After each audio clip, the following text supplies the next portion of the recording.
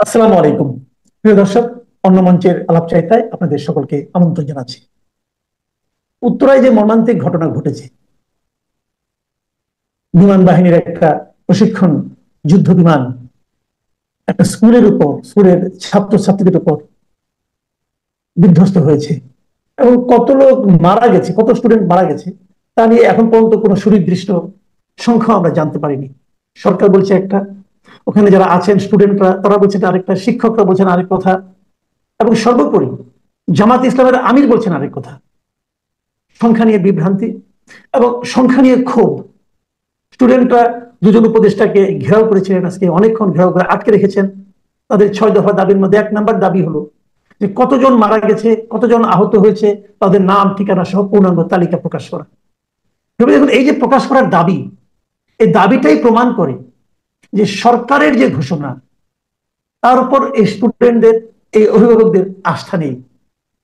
একটা অন্তর্বর্তীকালীন সরকার মাত্র 1 বছরের মাথায় সাধারণ মানুষের আস্থায় থাকতে পারছে না। এর চেয়ে মর্মান্তিক ঘটনা আর কি হতে পারে?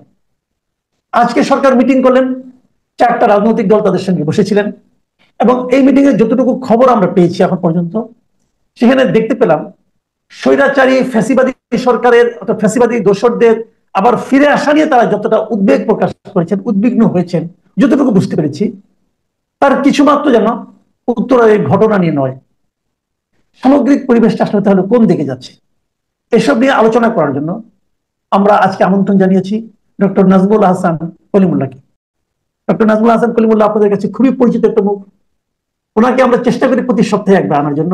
এবার 1 সপ্তাহের মধ্যে, সপ্তাহ না ফুরাতে ওনাকে দ্বিতীয়বার আমন্ত্রণ জানিয়েছি একটা বিশেষ কারণে। সে কারণটা হলো, উনি ইউনিভার্সিটির শিক্ষক হওয়া সত্ত্বেও ওনার কিন্তু এই সামরিক বাহিনীর সঙ্গে ওনার একটা বিশেষ সম্পর্ক রয়েছে এবং ওনার নিজের এই ব্যাপারে প্রশিক্ষণ রয়েছে, এবং উনি সামরিক বাহিনীর একটা উচ্চপদস্থ কর্মকর্তা বটে। তো সব মিলিয়ে আমার মনে হয়েছে যে উনি অনেক কিছুই জানবেন এবং অনেক অজানা সত্ত্বেও হয়তো আপনাদের সামনে তুলে আনবেন। প্রফেসর করিমুল্লাহ, আপনাকে আমাদের অনুষ্ঠানে স্বাগত জানাচ্ছি। দুটো ধন্যবাদ। ঘটনা প্রভাব। জি, যে আমি আমি আমি যে একটা মোটামুটি একটা বড় ভূমিকায় দিয়েছি, আপনি শুনেছেন। তো আমি এই প্রসঙ্গটা নিয়ে আগে থাকতে চাই, কিন্তু আপনাকে আমি যতটুকু জানি এবং আপনার সঙ্গে আমার যা কিছুক্ষণ আগে আলাপ হয়েছিল, আমার ধারণা আপনি অন্যদিকেও যাবেন, সেটা আপনার স্বাধীনতা। তো আমি এই ঘটনা দিয়ে শুরু করতে চাচ্ছি যে আসলে উত্তরের এই ঘটনাটা সরকার কি ঠিকভাবে হ্যান্ডেল করতে পারলো?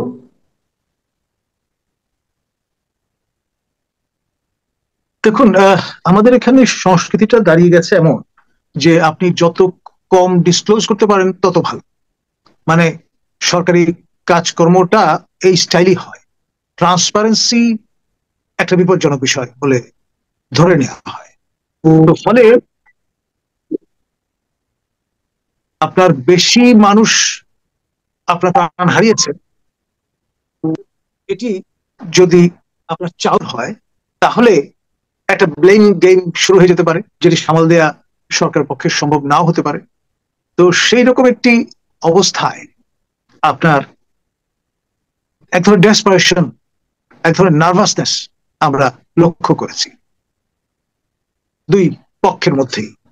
সারা দেশে যে ঢেউটা ছড়িয়ে পড়েছে সেটি আপনার রিপলের মতো।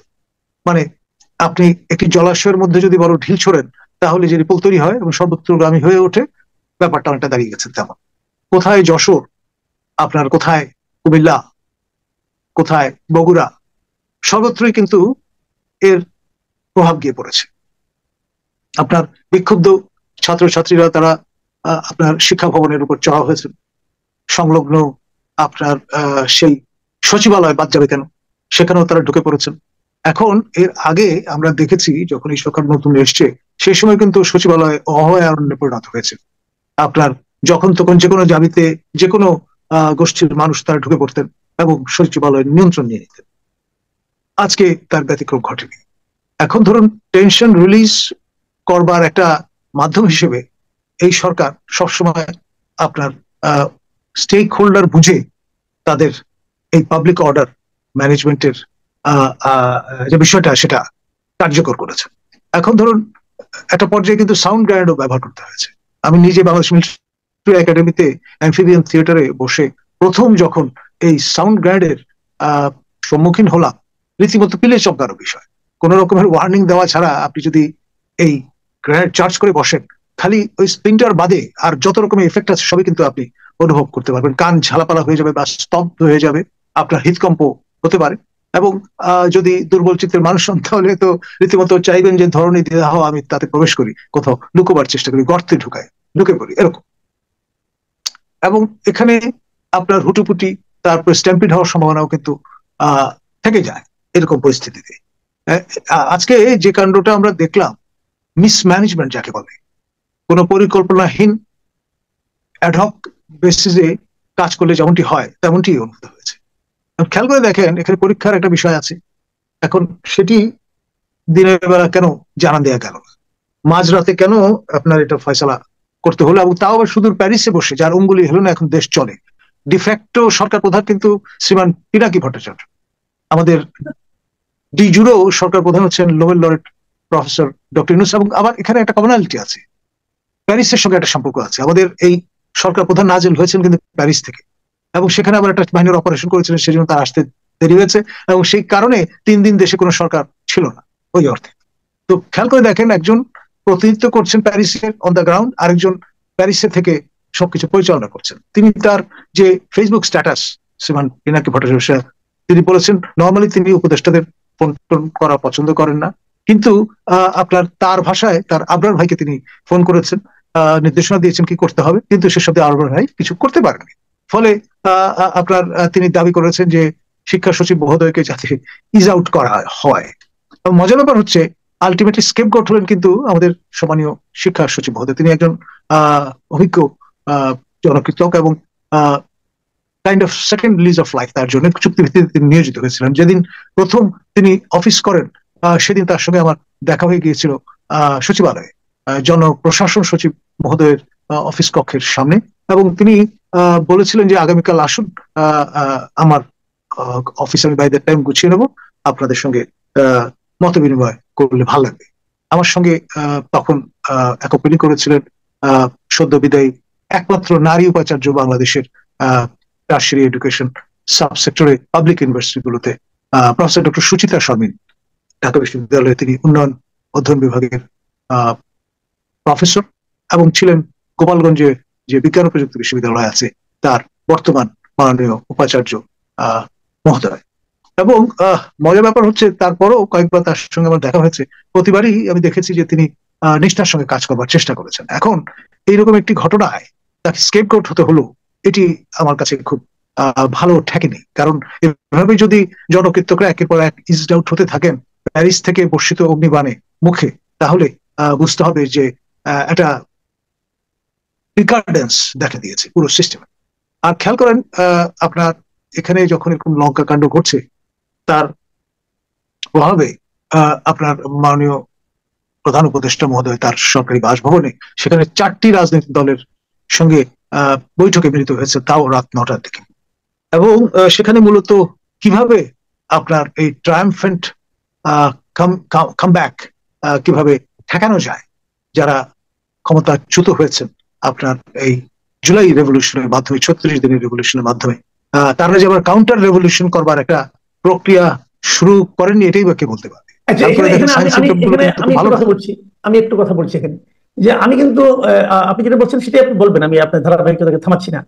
ওর মাঝখানে একটু এই সময় জানার খুব আগ্রহ, যে আজকে সারাদিন জানিয়ে হলো ওনার 2জন উপদেষ্টা আপনার উত্তরায় যে অবরুদ্ধ হলেন কয়েক ঘন্টা, তাই না? সেখানে এত বড় কিছু ঘটনা ঘটে গেল। আমি কিন্তু শুরু থেকেই ভাবছিলাম, যখন শুনলাম যে যমুনাতে একটা সর্বদলীয় মিটিং হবে, যদিও পরে জানতে পারলাম সর্বদলীয় হয়ে গেল 4 দলীয় মিটিং। তো 4 দলীয় মিটিং হলো, কিভাবে কোন বিবেচনায় এই 4টা দলই ইম্পর্টেন্ট সেটা অবশ্যই আমি বুঝতে পারিনি। তো মিটিংটা হলো, এবং মিটিং থেকে বেরিয়ে এসে বিএনপি নেতারা কিছু বললেন না। ইসলামী আন্দোলনের একজন গাজী আতাউর রহমান উনি জানালেন যে কথাগুলো। সেখানে আমি কিন্তু দেখলাম যে উত্তরার এই যে দুর্ঘটনা, বাচ্চাদের পুড়ে মরা এবং মানুষের মধ্যে যে হাহাকার, যে আর্তনাদ, এগুলোকে হ্যান্ডেল করার বিষয়টা যতটা না গুরুত্ব পেয়েছে, তার যে অনেক অনেক বেশি গুরুত্ব পেয়েছে যে ফ্যাসিবাদ আবার ফিরে আসছে কিনা, আসলে সেটাকে কিভাবে ফেরানো যায় এটা নিয়ে। এখন এই ফ্যাসিবাদের আবার ফিরে আসার যে আশঙ্কাটা ডক্টর ইউনূস অথবা 4 দলীয় লোকজন করছেন, এটার কি কোনো বাস্তব ভিত্তি আছে, নাকি এটা ছায়ার সঙ্গে যুদ্ধ?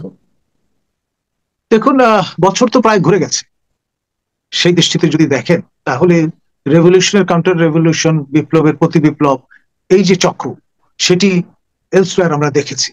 বাংলাদেশ তো তার ব্যতিক্রম নয়। এক, দ্বিতীয়ত, আপনার যে পরিমাণ অ্যাক্টিভিজম আমরা তরুণ সচেতন মননে লক্ষ্য করেছি, এবং যেই ধরনের আপনার প্রত্যয়গুলো মুখে মুখে ঘুরেছে, আপনার এই ফ্যাসিবাদ টার্মটি যেমন, এটা নিয়ে ধরুন আমরা ছাত্র জীবনে এই ছাত্র ঐক্য ফোরাম কিংবা প্র্যাক্সিস অধ্যয়ন সমিতি কিংবা আপনার ক্যাথারসিস পাঠচক্রের মধ্য দিয়ে যে অনুশীলনের একটা সুযোগ পেয়েছি, আমার ধারণা ট্রাম্প মহোদয় যে ইঙ্গিতটি করেছিলেন যে জর্জ সোরস সাহেবের সেই ফান্ডিং এই কাজে হয়তো ব্যবহৃত হয়েছে, ফলে তোতা পাখির মতো আত্মস্থ করা হয়েছে, কিন্তু এটা মগজে কতটুকু নেওয়া হয়েছে সেটা নিয়ে আমার যথেষ্ট ঘোরতর সন্দেহ আছে। আমি ফ্যাসিবাদের বিষয়টা উল্লেখ করছি, কিন্তু ফ্যাসিবাদের যিনি জনক মিস্টার মুসোলিনি, তার সম্পর্কে হয়তো আমি কিছুই জানি না, বা তিনি কোন দেশের নাগরিক ছিলেন, কোন দেশের আপনার স্ট্রং ম্যান ছিলেন, সেটা হয়তো জানেনি, বা ফ্যাসিবাদ নাজিবাদ কমপ্লিমেন্ট সাপ্লিমেন্ট কতটুকু করে সেই সম্পর্কে কতটুকু খোঁজখবর আছে, বা ফায়ারবাখ হেগেল এদের সম্পর্কে পড়াশোনা কতটুকু আছে, আমার সিরিয়াস সন্দেহ আছে। এখন যারা কাউন্টার রেভলিউশনের রত, খেয়াল করে দেখেন তাদেরকে ছাত্রলীগ যুবলীগ হিসেবে আইডেন্টিফাই করার একটা চেষ্টা চলছে, এবং সামাজিক যোগাযোগ মাধ্যমেও সেই ধরনের নির্দেশনা, আলাপচারিতা এগুলোর সন্ধান পাওয়া যায়। আমি আজকে বিকেলে ফেস দ্য পিপল কানাডার ঢাকা অফিসে গিয়েছিলাম, সেখানে একটি শোতে অ্যাটেন্ড করলাম, দেখলাম আপনার সদ্য বিদায়ী বিএনপি থেকে পদত্যাগ করা একজন শিক্ষক আবার একজন বিএনপির নারী নেত্রীর সঙ্গে রীতিমতো বাহাসে লিপ্ত হলেন, আর আরেকজন আইনজীবী তিনি তার মতো করে একটা ব্যাখ্যান দেওয়ার চেষ্টা করলেন, এবং ভাবটা এরকম যে এইখানে যদি ছাত্রলীগ এবং যুবলীগের অ্যাক্টিভিস্টদের আবিষ্কার করা যায়, তাহলে বোধহয় একটা বগিম্যান পাওয়া যাবে। এখন সাধারণ ছাত্রছাত্রীদের ব্যানার খুব বেশি সময় ধরে আপনি যদি সামনে রাখেন, তখনই কিন্তু এরকম এনুয়েন্ডো খুঁজবার চেষ্টা এখন শুধু নয়, আগেও আমরা দেখেছি। এখন ব্যাপার যেটি, আপনার জগতের যাবতীয় পরিবর্তন যা কিছু আপনার দেশের ভেতর এবং বাইরে আমরা প্রত্যক্ষ করেছি, সবখানি কিন্তু আপনার এই পার্টিজান অ্যাক্টস আলটিমেটলি খুব একটা ইম্প্যাক্ট ফেলে না। আপনার স্বতঃস্ফূর্ততার যে ব্যাপারটা, আপনার যেই বিশাল ক্রোধ যখন তার অস্তিত্ব জানান দেয়, তখন আমরা দেখি যে যেই মাননীয় বর্তমান উপদেষ্টা আসিফ নজরুল, তিনি একটা ড্রামের উপর দাঁড়িয়ে যেভাবে বক্তৃতা করছিলেন, এখন আজকে তাকে বক্তৃতা করতে দেখছি আমরা জানালার শিকের ওই পারে। তার মানে এই অবস্থানটা কিন্তু পাল্টে গেছে, এবং লোকজন তাকে আগের মতো সেভাবে ওন করছে না, এবং তিনিও এক ধরনের নিজের মধ্যে নিজে বন্দী হয়ে গেছেন। এই যে অবরুদ্ধ হওয়ার যে ব্যাপারটা, এটা কেউ কশ্চিনকালে চিন্তা করেছে আজ থেকে 6 মাস আগে এমনটি হবে? সেটা তো সহজেই আমরা চোখের সামনে দেখতে পাচ্ছি।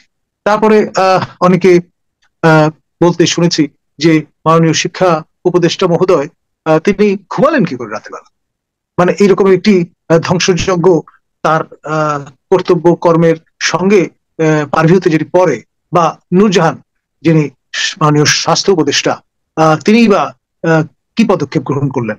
সব মিলিয়ে এখানে আবার কনস্পিরেসি থিওরিও কিন্তু কিছু কি দিচ্ছে। হ্যাকারদের বরাত দিয়ে বলা হচ্ছে যে দিন দুয়েক আগেই এরকমটি যে ঘটবে তা জানা গিয়েছিল। তো এই যে বিষয়গুলো, এগুলো একটা পার্সপেক্টিভে যদি আপনি ফেলেন, তাহলে বুঝতে হবে যে যারা দায়িত্বে আছেন, ক্ষমতায় আছেন, তারা রীতিমতো আপনার মাসের শেষে বেতন নিচ্ছেন, কিন্তু কর্তব্য কর্মটা সঠিক মনোযোগের সঙ্গে খুব একটা করছেন বলে আমার মনে হয় না। আর এরা তো বাইরের বহিরাঙ্গিক বিষয়, যারা কর্মরত আছেন সেই স্ফেয়ার, যারা গুজ্জ পুরুষ বিহাইন্ড দ্য কার্টন এই বিষয়গুলোর উপর দৃষ্টি রাখবার কথা, তারাও সম্ভবত জাগরণে যাই বিভাবরী একটা গান আছে না, ওটা সেরকম জেগে ঘুমাচ্ছেন আর কি, সেরকম একটা অবস্থায় নিপতিত হয়েছেন। তো ফলে আমি বলবো ইন্টেলিজেন্স ফেলিয়ার, এতে কোনো সন্দেহ নেই। এখন চেষ্টা চলছে আপনার সেই পুরনো যারা ক্ষমতায় ছিলেন তাদের উপর দায় দেয়া, এবং আপনার কোনোভাবে নিজেদের অবস্থানকে জাস্টিফাই করা।